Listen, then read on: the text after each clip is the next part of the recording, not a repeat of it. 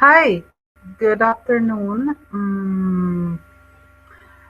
My name is Paula Di Maio. Hi. Thank you for accepting a remote presentation. This is a very short talk for ISS in Boulder, Colorado. And I will be showing approximately 20 slides for a duration of approximately 20 minutes. And the topic is ethical systems. Very broad topic, not easy to talk about in a very short time and remotely. But I will give it my best shot to at least put the topic on the conference table for future discussion and maybe future work.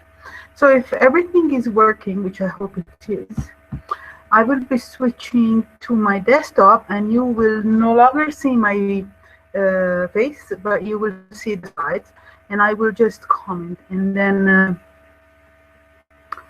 you can try to catch me live if we manage to connect for questions or comments if you have any after the presentation. But failing that, please just drop me an email. Speak to you later. Thank you. Let me see if this works. Screen share. Okay. So, systemic deviations and systems ethics. So the initial topic was systems ethics, but then I realized it's a really big subject. So I will give an overview of the things that I think are important and some of the things I'm working on. But the core of the topic is actually systemic deviation, which I think is the evil, the illness we are looking at. So the outline of the talk is the context, intelligent cognitive systems engineering, what is ethics, systems of ethics versus ethical systems, origins of ethics, challenges and questions, novel approach, proposed novel approach, and future work. Please note that the order of the outline, as I read it out now, doesn't match the actual order of the slides. Motivation. So what is bringing this up? As systems design, the dilemmas coming up all the time. So I'm a system designer, and in particular an information system designer. And during various projects and jobs and student projects, student advice and committees, papers, conferences, and real life issues, we become aware as system designers that we are responsible for the work that we do and for the systems that we deliver. And then especially if we are sensitive to ethics, and some of us are, I would say that I'm happy to be among engineers who do consider ethics an issue. And I'm a bit more worried when people say, "Oh, ethics has got nothing to do with engineering." So, I think INCOSE has done a good job, at least at harnessing the, making sure that there is the word ethic does appear somewhere. Recently, I saw a note in a Google group, Complex System Google group, by Tim Ferriss, who said, "Oh, there is a lot of noise, a lot of interest around some issues I brought up in a newsletter." And then I said, "Tim, send me." And in this newsletter, he had already made it very clear, it was a few months ago, that ethics was an issue that he thinks needs to be tackled. He didn't make any suggestion as to how or what. And I must say that I was not aware of this.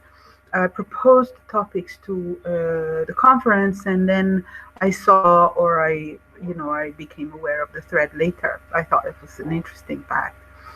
And then even more recently, there has been a relevant discussion on the INCOSE presented at an INCOSE webinar by David Watson from Johns Hopkins University. He presented a topic on autonomy, a systems engineering perspective. Now, autonomy is pretty much one of the motivation around the ethics talk. The fact that we are designing and implementing autonomous systems, increasingly autonomous systems, is a very scary thing. And it does, David's talk actually brought up the fact that maybe, we do need to look again at what is autonomy, and how the approach that we have to take. So the fact that we are designing autonomous systems, intelligent autonomous systems, is actually the primary motivation for this proposing this topic. So what is the context? Intelligent systems, autonomous systems. We are designing, and we are becoming users. We are creating infrastructures which are increasingly reliant on self-decision making, or like the self-driving and a lot of other self-doing things, which are equipped with what we call intelligence, or presumed intelligence. But there are a lot of questions, really. So whilst certain levels of mechanical behavior, we can call it in the fact that the system is capable of carrying out some routine operations, but that is not intelligence in the sense of autonomous decision making at all. And that is really still very much a research area. So at some point, maybe 10, 20 or 30 years ago, people even claimed that they were capable of making conscious artificial intelligence systems, like Professor Alexander, whom I met once at Imperial.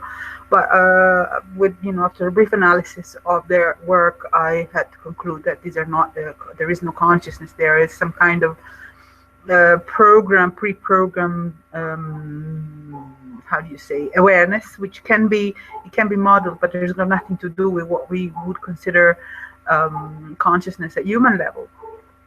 Now, machine consciousness, is it possible? Is this emergent behavior going to be possible? And if so, is it going to be good or bad? We don't know. So there's a very big questions, and I do not make any claim that I'm going to answer them in this talk. So it is the responsibility of engineers to build ethical systems. And luckily, we do have some ethical codes of engineering, but these are not sufficient to guide the system development at this stage that we know of, that I believe so, that I know of. So what is the guiding question? How to encode ethical values and behaviors in intelligent systems? The big question, obviously, is what is ethics? Modeling and encoding ethics is challenging. What is ethics? I have a little bit of a reference to the origins of ethics. In artificial intelligence, ethics can be seen as another set of rules. So basically, you decide what the system should do and how, you encode it, and then, that's it. Ethics is addressed. But of course, it's not that easy. So the problem that we are facing is that intelligent, autonomous, ethical behavior is an emerging property of higher cognition, which is inherent in some humans. In fact, in not all humans. We are always referencing human as the most intelligent thing that we know of. But then if you look around, really, humans are also very often driven by mechanistic behaviors rather than intelligent, aware, conscious ones. So there is one of the challenges that we are facing is how do we define intelligence, autonomy, and higher cognition. So origins of ethics. I had started a slide saying the history of ethics, but then I realized I'll never get to the bottom of this. The only mention I want to make is that looking back at history, where does ethics come from? Is the first basis for morality in historical accounts is to be found in the Buddha teachings, approximately 2,500 years before Christ. And other ancient knowledge systems do contain some rule of conduct and some behaviors, but they postdate Buddhism or Buddha. And all religions and ethical systems draw ethics from Upanishads, from the ancient scriptures and Buddhism, although we can say that current modern ethics, as we understand it today, is not necessarily related to religious or spiritual beliefs. So the philosophical note that I like to make is that there is a big difference between ethics and morality.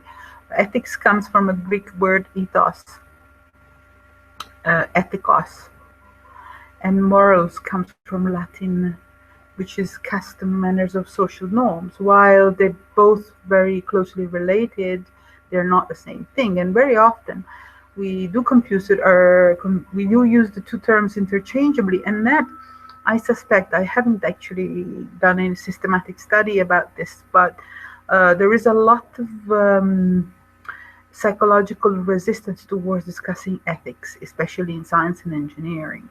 And I think this could be because there has been some overlap and confusion between ethics and morality. So I'm not talking about moral systems here, but ethics, ethical systems.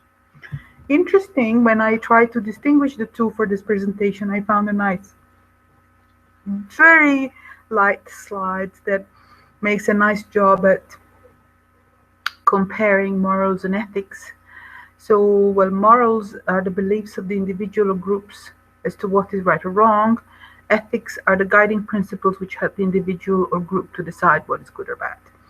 They're governed by different rules, morals by social and cultural norms, and ethics by the individual or legal and professional norms. And ethics is applicable to business and everyday life, and morals is not. And then the table goes on, but I'll skip it, and I have entered the source if you want to look it up. Again, this is not an in-depth study, but it's just an overview to point out that we are discussing ethics here, and sometimes discussing morals or not distinguishing the two can lead to problems later. Various kinds of ethics. So there are different types of ethical systems. In this slide, I distinguish just a few. Duty-based ethics, consequence-based ethics, right-based, human nature ethics, relativistic, entitlement, virtue-based, and each place different emphasis on different aspects of ethics. Different come from a different theory of ethics and different thought paradigm, and you can easily look them up. Again, it is not in the scope of this presentation to actually discuss at length these distinctions, or this what could be a taxonomy or classification system of ethics. I'm just pointing that when we discuss ethics, we are not just talking about one thing. And for the purpose of systems design or systems development, we do need to come to some, how do you say, we need to evolve and resolve these issues, and we need to take the system view of what we consider ethics rather than looking at one aspect or one facet that we may be used to reference when we talk about ethics. And so when we look at these systems of ethics, you will find easily a tables and comparison between the different systems in the literature if you search. What I like to show in this slide is that this is the way I look at the world, and I look at systems, and I look at problems. That there is always a correspondence between things. So on the one hand, we have different systems of ethics, which these are more or less given in literature, and then on the other hand, we need to have these facets of the ethical systems of ethics, reflected into what we design, which is the engineered systems, and we need to, I think we need to make sure that we are capable of representing the correspondence within the literature and the theories and the actual implementations of what we are designing and doing. So I think, what's his name? Len Tronquel. He is a system pathologist. I really like.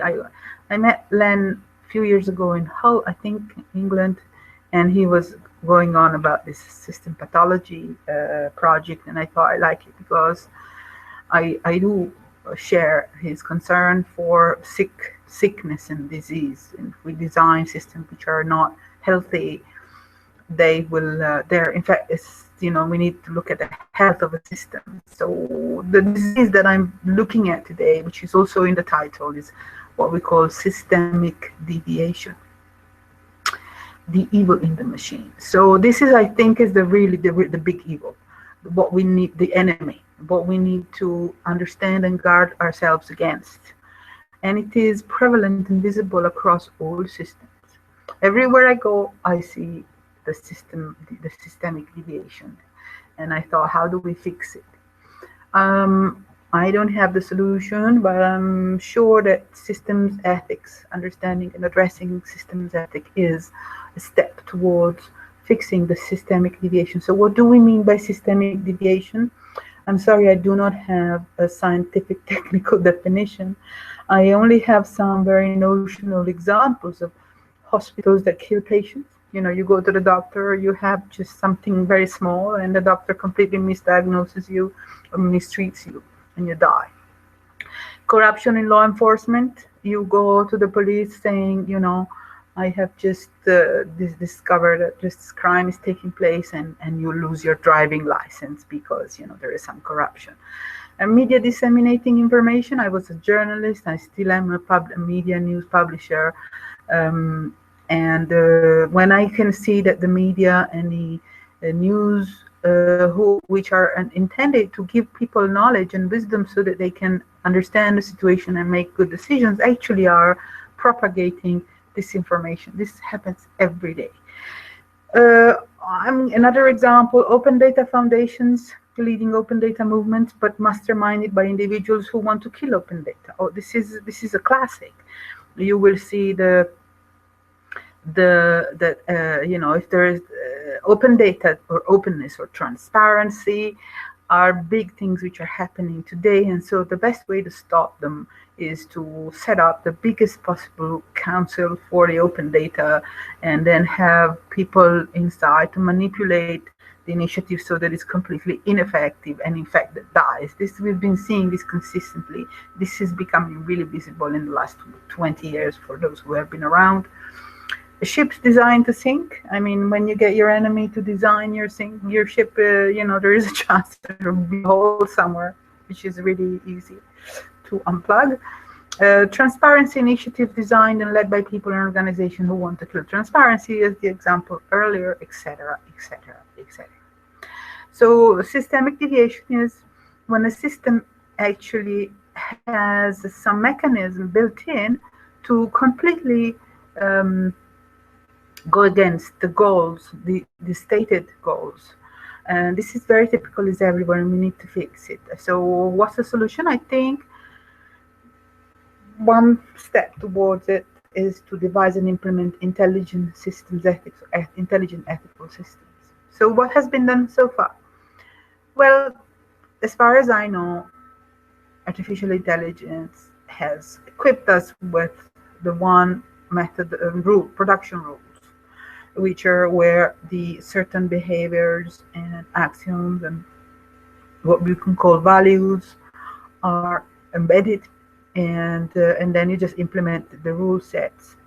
So it should be straightforward, but it works. It certainly works to some extent, but there are lots of flaws and lots of open issues. For example, as we mentioned earlier, which ethics should the system adopt, how to resolve conflicting issues and rules, how to implement and monitor ethical behavior, how to gain consensus among these questions. So how, who's going to decide how? It's much more complicated. I mean, it's much more easier said than done. And I need to add that is not just, you see, within a closed system, say your ATM machine, which is the classic example we use in schools, and you can still aim to design a system which has some ethics built in, and manage to implement it successfully because it is contained. But these days, autonomous intelligence systems are completely, I mean, they're unleashed out in the world, and once you let them go, you know, these satellites that they go up in the sky, and you have no idea what's going to happen once they're out of your hands. And trains which don't stop when they should, and they cause massive human losses, and in the Internet of Things, where a lot of these autonomous intelligence systems are actually going to work by themselves and interact. They will respond to interactions that we cannot predict. So this is where I don't think that rule sets as we have used them today are sufficient to satisfy the ethical requirements of future systems. So maintenance, well, that is a classic. Rule sets are resource intensive. The conflicting rules may break the systems. Intelligent autonomous systems may develop emergent cognition and behavior. That is something that we need to consider and evaluate the risks. There's a big risk there. And of course, the example that we give is HAL in the Odyssey movie. At some point, this lovely machine is decided that it knows best, and it does something that, according to its ethics, is the right thing to do. And maybe it was the right thing to do, you know, who am I?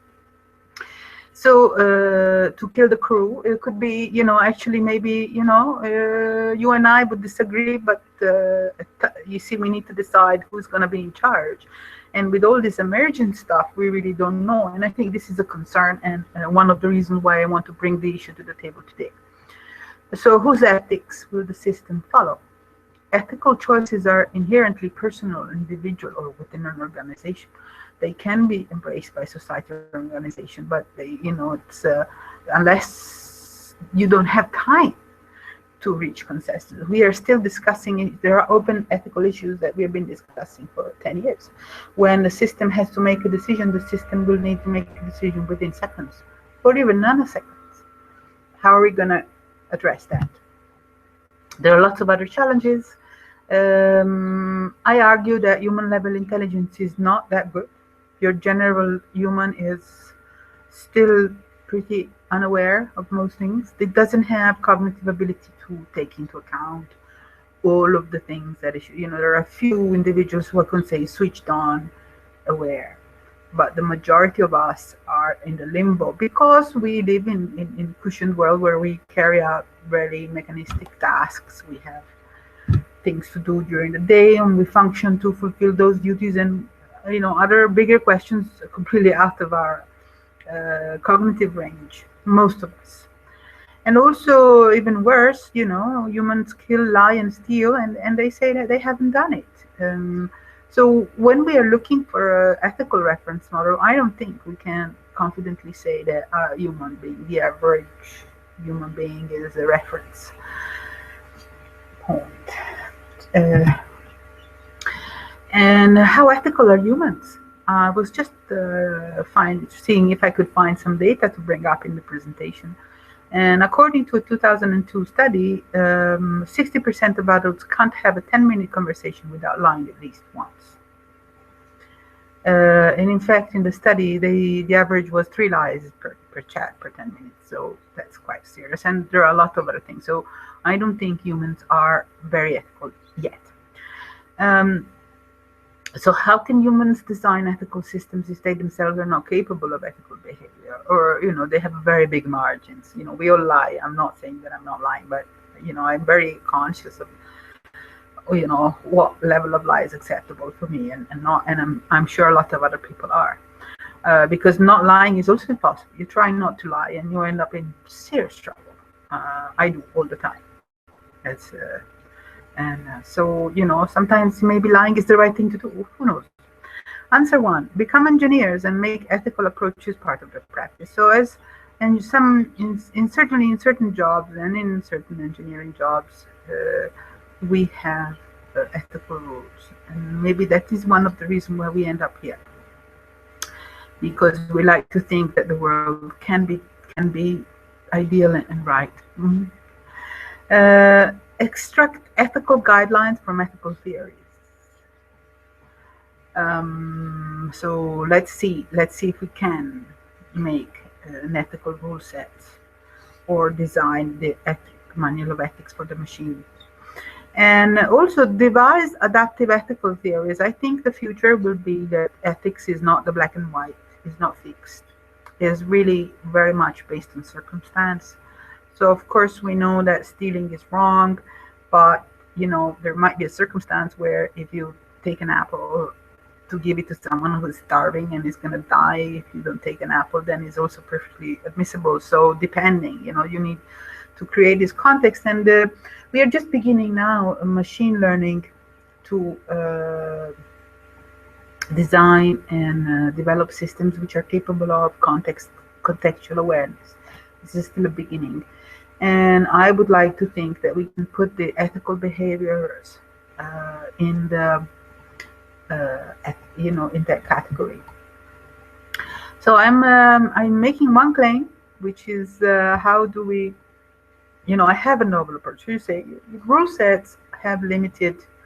Rule sets are gonna be able to support ethical systems or systems ethic up to a point. The next step could be, I believe this firmly, and I have done a little bit of work in this space, is a socio-technical joint optimization. So there's been a lot of discussion for many decades that joint optimization is not possible. But I completely disagree with that. Socio-technical optimization is possible, but it's not. It may not be possible mathematically, and mathematically is also not required. It's a logical system, is jointly optimized based on functions and functionalities. And how do you say? I have made extensive arguments in a paper, which I have actually. Well, please search. I think I forgot to put it in the references of the slides. It's called the JOM, Joint Optimization Meta Model. If you Google it, it's an open access paper. You can open it, and there I make all the arguments for the fact that joint optimization is not a mathematical, numeric thing. It may be, at the moment, it needs to be. It needs to model human factor, and needs to have an element of cognitive deviation using natural languages rather than processing natural languages approach. So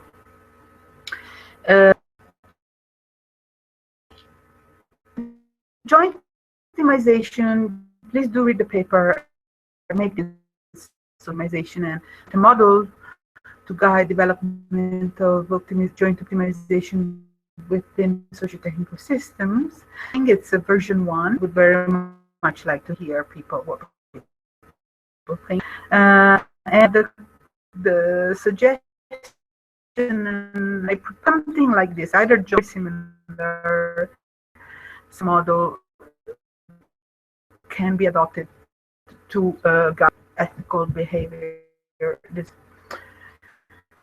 So I'm not going to tell you what JOM is because there is a paper, but it's basically elements and the joint optimization. And so within this provision for adopting social norms, and I think it could be extended to support ethics. This is possible. What I think I'm saying, I can say confidently, is that I think that joint optimization can be a way of designing ethics into systems. You're probably asking yourself, explain this more. I haven't done it in the slides. But let me say that the ethics is the ethical behavior of a should take into account the widest and the vastest possible consequences of this. So where you press a button, you have to design as an engineer that the consequence of your button pressing can be far beyond what you have. And what happened to the environment? What happened to the behavior or system operation, or whatever the system is doing elsewhere? And so taking into account all these dimensions, which are not strictly technical. So we know that the button is pressed. Typically, we initiate a function which has a process with output, which is a result behavior or whatever, or the expect outcome, which could be an event. And but can optimize socio-technical, jointly optimized system. Take into account then what happens, what consequences will this outcome produce. So the outcome of my pressing the button has the desired function, which is fine, which is what the system is intended. We need to study what is it going to cause tsunami. Is it going to cause? Very often we get carried away with the ability of design just by pressing a button. This is so, and we expect that it's going to blow up the whole planet or whatever. This really is happen. And to be aware. So socio-technical optimization take into account the parts of the outcomes of the systems at people, human level, and environment. So what are the problems? Of course, we have already seen ethical behavior. That's a big open question. I don't think we're going to get at the bottom of the designing systems capable of implementing ethical. What ethical behavior is not going to be trivial to get the system to actually follow. And again, very tricky, but associate ethics to some kind of belief system or religion, to decouple ethics from religion. Philosophical questions. But what I like to think, having some research and some study and some practice in this field, this level of knowledge is fundamental. We don't need to our theoretical system to relay. However, we need to justify and root it in a knowledge. When we expand our knowledge set, or our max, coming close to which I must say is a concept that is contemplated in the Buddhism. So I don't think there is enlightenment. Enlightenment cannot be decoupled from the Buddhism, and this is where I think there could be some convergence. So what I say is knowledge needs to be the root of ethics, and once we can make firm that ethics is factual knowledge, then we can say it's nothing to do with religion. That we expand the notion, the knowledge, to include everything that we acknowledge valid from a viewpoint, to relatively, which is close to what philosophical system Buddhism talks about. I'm going to stop here because then this is a little bit of the direction research in.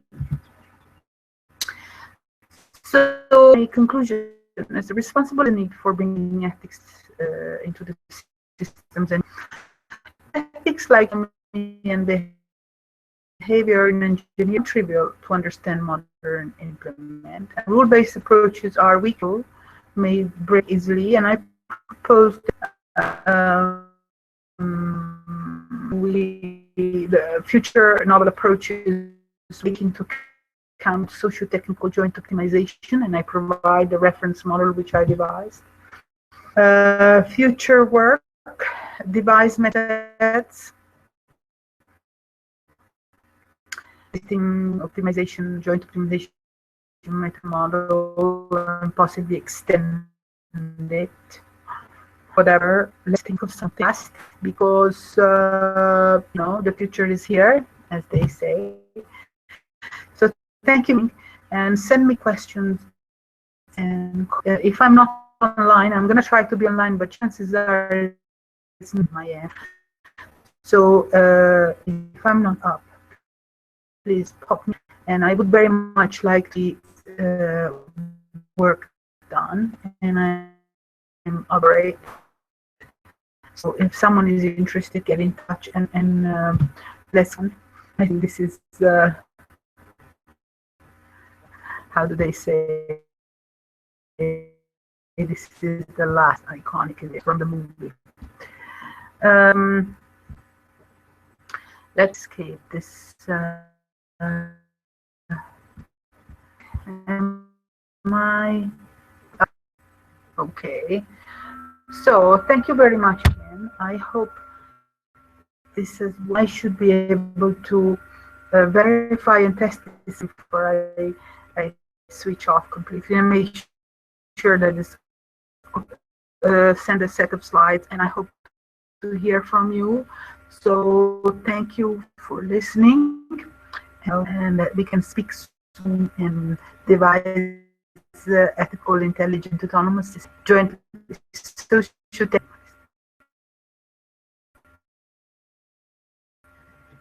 Bye.